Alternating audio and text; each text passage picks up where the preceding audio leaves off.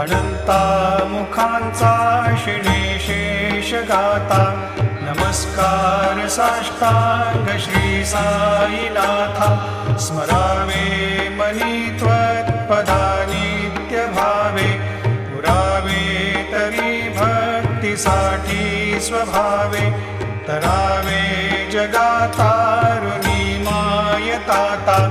नमस्कार साष्टांग श्री साईनाथा वसे जो सदा दावया संत लीला